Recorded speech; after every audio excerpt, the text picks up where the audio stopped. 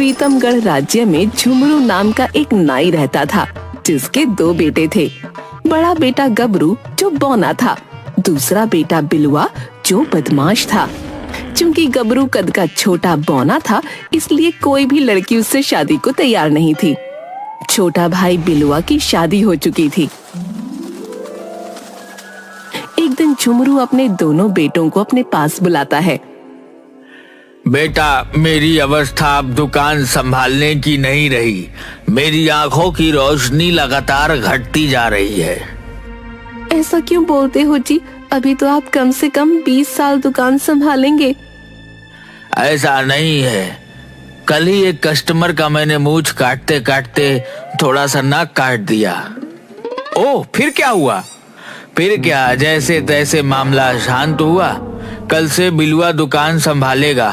वैसे भी शादीशुदा होने के कारण इसकी जिम्मेदारी ज्यादा है। तो फिर गबरू क्या करेगा? वो कैसे अपना जीवन चलाएगा? देखो सुंदरी, अपना बेटा सबको अच्छा लगता है, लेकिन गबरू में ऐब है। यह तुम्हें भी पता है और हमें भी पता है। इस बौने से कौन शादी करेगा? दूसरी बात, यह सर्कस में जोकर बनकर कमा सकता है। क्या बोलते हो जी? दुनिया का पहला बाप देख रही हूँ जो अपने बेटे को सर्कस में जाकर जोकर बनने के लिए बोल रहा है। माँ, बौना को बौना नहीं कहोगी तो क्या कहोगी?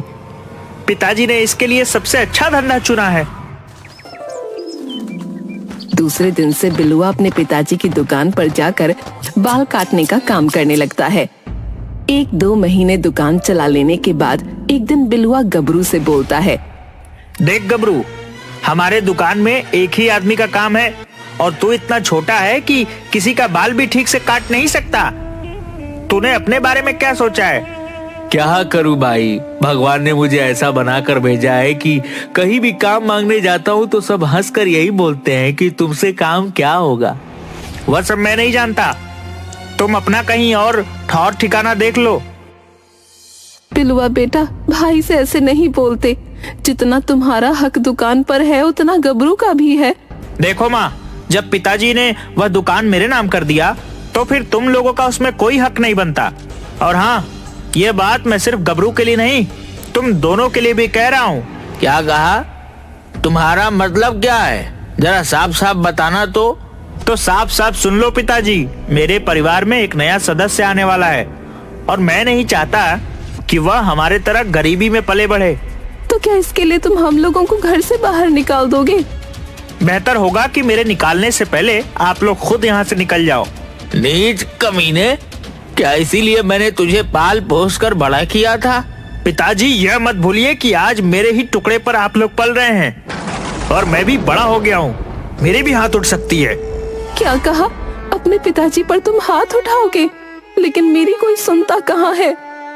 जाने दो सुंदरी, यह सब ऊपर वाले की लीला है। अपने नसीब में बुढ़ापे में ही घर से बाहर निकलना था। कल सुबह ही हम लोग इस घर से निकल जाएंगे। सुबह में झुमरू, सुंदरी और गबरू तीनों बिलुआ का घर छोड़कर चले जाते हैं। शहर जाने के क्रम में बीच में जंगल पड़ता था। बस जी, अब और नहीं चला जाता, थोड़ा सुस्ता लेते हैं। माँ, पिताजी, आप यहीं पेड़ के छांव में बैठो, मैं देखता हूँ जंगल में कुछ फल फूल मिल जाएंगे। गबरू फल की खोज में जंगल में चल देता है। थोड़ी दूर जाने के बाद वो देखता है कि बहुत सुंदर कुटिया के पास बहुत से फलों से लदे पेड़ लगे हैं। पास में ही एक तपस्वी धुनी रमाए बैठे हैं। तभी वो देखता है कि एक सांप तपस्वी को काटने जा रहा है। वो झट से सांप को हाथ में पकड़ लेता है, लेकिन सांप बड़ा होने के कारण गबरू को अपनी पूंछ से बांध लेता है। गबरू छटपटाने लगता है। तभी तपस्वी का ध्यान पत्तों की खरखराहट से टूट जाता है और वो गबरू को उसे सांप से अलग कर बचाता है। कौन हो तुम बालक? इस घने जंगल में क्या करने आए हो? प्रणाम महाराज, मेरा नाम गबरू है। मैं अपने बूढ़े माता पिता की भूख को मिटाने के लिए कुछ फल ढूंढने के लिए आया था। मेरे माता पिता नदी किनारे पेड़ की छांव में भूखे बैठे हैं। बालक, मैं तपस्वी देवराज तुम्हारी माता पिता के प्रति आदर भाव और मुझे बचाने के लिए अपनी जान की बाजी लगा देने की तुम्हारे साहस से बहुत प्रसन्न हुआ हूं। ये लो एक फल, इसमें तुम लोगों की भूख मिट जाएगी। जी महाराज, मैं इसे अभी माँ पिताजी को जाकर खिला देता हूँ। परंतु मुझे यह समझ में नहीं आ रहा कि तुम अपने माता पिता के साथ जंगल में क्यों भटक रहे हो। तब गबरू अपने परिवार और बिलुआ के बारे में बताता है कि किस तरह उसके छोटे भाई ने उन सभी को घर से निकाल दिया। यह फल मामूली फल नहीं है, इससे तुम जो चाहोगे एक बार में वह तुम्हारी इच्छा पूर्ति कर देगा। लेकिन मैं चाहूंगा कि इससे तभी मदद लेना जब तुम्हें इसकी जरूरत हो। जी महाराज, अब मुझे आज्ञा दें ताकि मैं जाकर अपने बूढ़े माता पिता के भूख को शांत कर सकूं। गबरू वो फल लेकर तेजी से अपने माँ पिताजी के पास पहुँचता है और उन्हें सारी कहानी बताता है।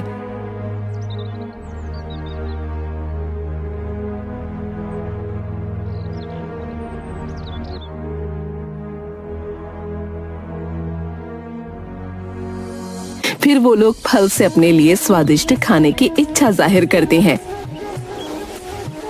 और उसी खाने को खाकर नगर की ओर निकल जाती हैं। नगर में एक ढाबे पर। अरे बोने, तुझे क्या चाहिए? बहुत देर से देख रहा हूँ, टुकुर टुकुर देख रहा है। फिलहाल तो मुझे काम की सख्त जरूरत है, मुझे काम चाहिए। अबे ठीक ने, मेरा पाव भाजी का दुकान है, एक पाव के बराबर तो तू ही है। तू क्या काम करेगा मेरे यहाँ? जा कहीं और नौटंकी में शामिल हो जा। जगन, तुम्हें काम नहीं देना है तो मत दो, लेकिन किसी के रूप, रंग और कद का ऐसे मजाक उड़ाना उचित नहीं। अच्छा, बहुत बुरा लग रहा है तुझे? तो तुम ही अपने ढाबे में काम पर क्यों नहीं रख लेते? मैं जरूर रख लेता, लेकिन मुझे तो खुद कोढ़ हो गया है। मैं दुकान बंद करके हरिद्वार जा रहा हूँ, वहीं बैठकर भीख मांगूंगा। बेटा, मेरी दुकान भी पाव भाजी का सामने है, लेकिन मुझे कोढ़ हो जाने के कारण यह दुकान मैं बंद कर हरिद्वार जा रहा हूँ। अगर तुम चाहो तो इसे खुद से चला सकते हो। चाचा, तुम्हें कहीं जाने की जरूरत नहीं, हम दोनों मिलकर पाव भाजी की दुकान चलाएंगे। बेटा, मुझे कोढ़ हो गया है और यह बात नगर में सभी को मालूम हो चुका है, इसीलिए मेरी दुकान से कोई खाना नहीं खाएगा। एक दो कस्टमर आता भी है तो यह लालची जगन उसे कोढ़ के नाम पर भड़का देता है और अपने यहाँ बुला लेता है। चाचा, मेरे माँ पिताजी हैं, हमें एक कमरा चाहिए ताकि हम लोग रह सकें। अगर तुम लोग छुआछूत नहीं मानते तो मेरे घर पर रह सकते हो, वैसे भी अब मैं हरिद्वार निकलने ही वाला हूँ। धर्मा उन लोगों को अपने घर ले जाता है। वहाँ गबरू से चमत्कारी फल से एक छोटा सा फल मांगता है और धर्मा को खाने के लिए देता है। फल खाते ही धर्मा के जितने भी कोढ़ के लक्षण थे सारे गायब हो जाते हैं। धर्मा खुश हो जाता है।